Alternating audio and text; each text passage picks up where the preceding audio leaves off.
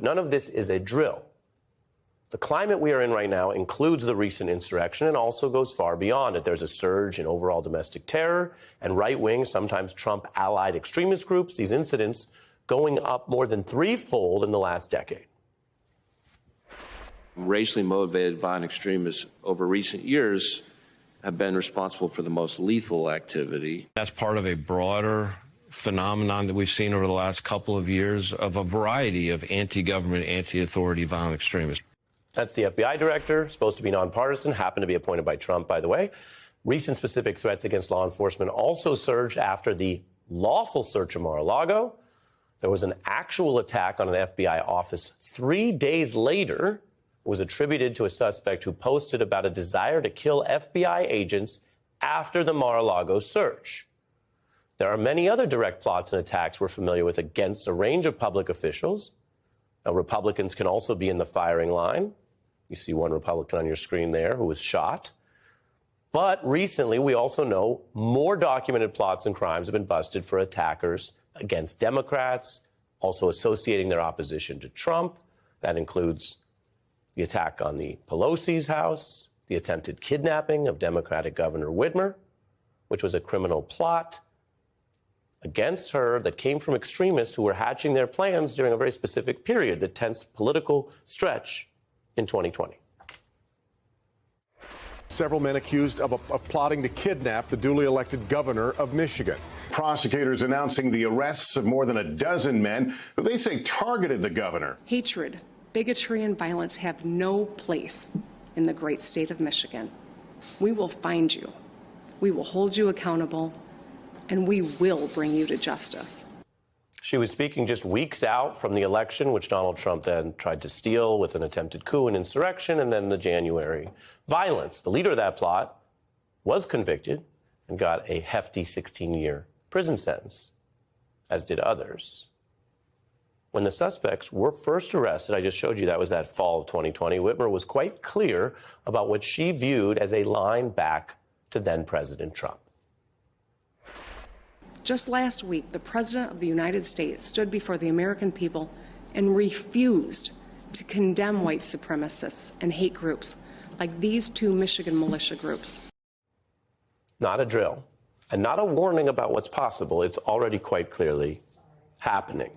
Take all those plots together, and you see the targeting of officials in the legislature and the executive branch, which is charged with enforcing the law, and the threats to prosecutors and their law enforcement partners themselves, the police, which links to Donald Trump's long-running attacks on the FBI, the normalizing of that, the vitriol, which his supporters took literally, obviously, directly, because it was all cleared out in the open, and that's how they were so primed to come and attack police officers at the Capitol. Because, again, to them, rule of law, law and order, tough on crime, it's BS to so many of them.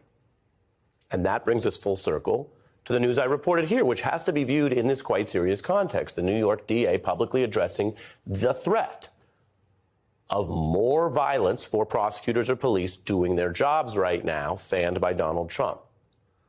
But that kind of threat is usually tied to probes of gangsters or El Chapo, not a former president.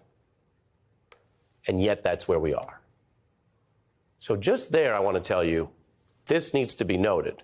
There's a lot going on this week, and many people, as we do in the news and in discussions in America, people are watching this and going, what's going to happen, or when are we getting an update on that? And that's a huge part of this. And on the one hand, the threats of violence, as I'm going to show you tonight, don't always work. But just that, just everything I just showed you is very important. Because if we are a nation that has the rule of law, this should be obviously condemned and not normalized. Now, does this stuff work? Can these plots and attacks intimidate prosecutors or change where criminal probe heads? I can tell you that in some countries, criminals do effectively wield violence to try to control parts of law enforcement. Governments with weak systems or high corruption face this as a very effective tool.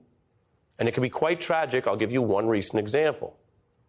A Mexican cartel kidnapping members of the elite police force there, torturing them to obtain names and addresses of fellow officers. Then the cartel hunts down and kills police at their homes on their days off in front of their families. That's according to a 2021 AP report, which quotes an analyst saying that that kind of effort, that plot, partly works, and many officers, quote, have decided to desert. They are fleeing and in hiding. That's quite serious. But here is the good news, at least for America tonight. In the modern era of the U.S., when you look at the history and you look at these cases and you look at these types of problems and threats, this doesn't work.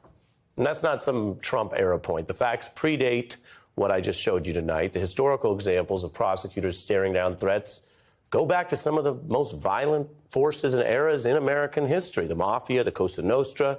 Historians, reporters, and lawyers, they know all about this area. In fact, in a different context, we asked a veteran prosecutor of Mafia cases about threats. Not even suggesting they would end a whole criminal investigation, but wondering just if he got scared. I want to show you this tonight. Here's what legendary prosecutor Robert Fisk, who ran the famed SDNY and was a special prosecutor tapped by Attorney General Reno, here's what he told us on that score. Did you or any of your team ever get scared? Well, I prosecuted, as you indicated, personally, drug lord Nicky Barnes, Anthony Scotto. I always felt that if people were sensible about it, there was no future in threatening or knocking off a prosecutor, because you'll just get another one. And then you've got another problem on your hands besides the original charge. Really listen to what he just said. That is a veteran prosecutor who's talking about his own hypothetical assassination as, quote, another problem besides that original charge. Pretty clinical way to talk about what would happen in the case of your own murder. But history backs up that point. In the instances where there have been documented threats and plots or even hits put out, American prosecutors and their teams stay on the case with intensity. They do not desert. One prosecutor who took on the mob, William Ehrenwald, faced retribution from an imprisoned mafia boss who ordered a murder of that prosecutor. But the hitmen then found and killed the prosecutor's father instead. Quite clearly, a horrific tragedy. But again, on this point of whether this works, it did nothing to deter the prosecutor or his team from their jobs. In fact, Ehrenwald reflected on how his father was an innocent victim of something intended for me, which made it more painful. But the work went on. Nobody ran away. About a decade ago, there was a brazen attack that gunned down 2 prosecutors in Texas. Sometimes criminals have even targeted judges, one recounting threats in a close call with 2 defendants who planned a pipe bomb for his house. Well, I had a couple in court here.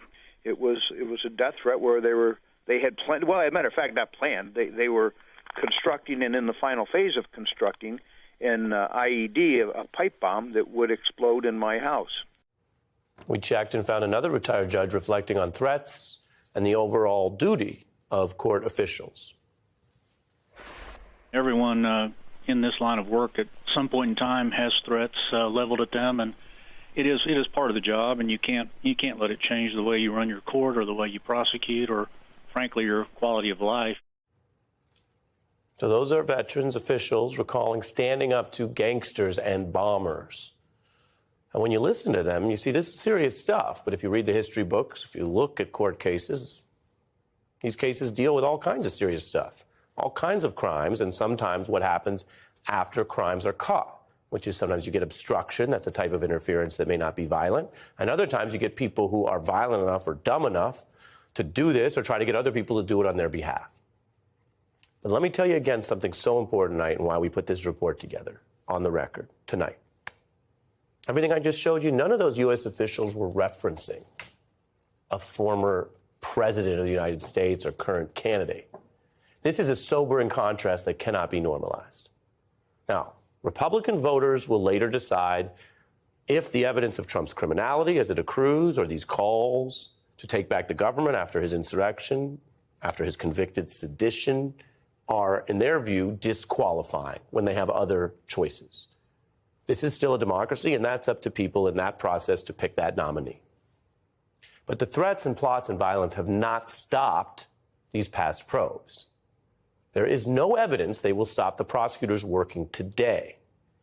And at a time where we don't know what comes next, but we already know how Donald Trump's attacks have worked, We know what happened on January 6th. We know how many people have been convicted of that violence.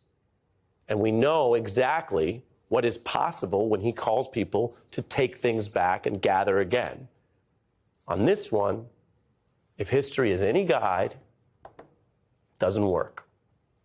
It does not deter these prosecutors, these law enforcement officials in America. So that is one point for the rule of law tonight. It's also something any would-be criminals can consider or possibly find out the hard way.